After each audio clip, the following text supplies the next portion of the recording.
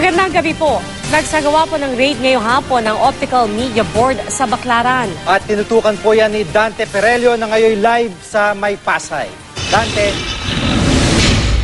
Yes, GGP, naging tensyonado nga ang isinagawang raid ng Optical Media Board matapos pumalag itong mga nagtitinda ng piniratang DVD dito sa Baclaran.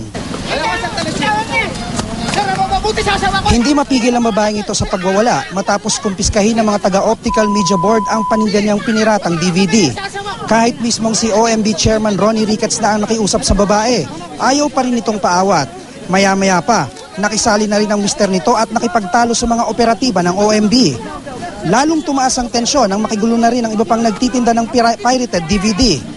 Para naman mapayapa ang gulo, nagdesisyon na lang si OMB Chairman Ronnie Ricketts na itigil ang operasyon. Sako-sakong DVD naman ang nakumpiska ng OMB na tinatayang nagkakahalaga ng 100,000 piso.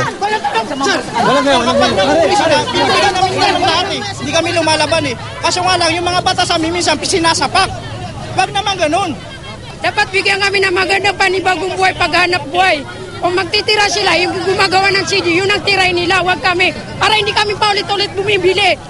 It's always maximum tolerance, pero sometimes kasi pag may media nag-overreact din yung mga tao. So on our part, may mga pagkakataon na minsan hindi natin makontrol, pero kailangan din minsan but we have to be to justify our action. GGP, sa kabila ng nangyaring gulo ay hindi raw titigil ang Optical Media Board sa kanilang kampanya kontra sa mga piniratang DVD. Gigi? Maraming salamat, Dante Perelio.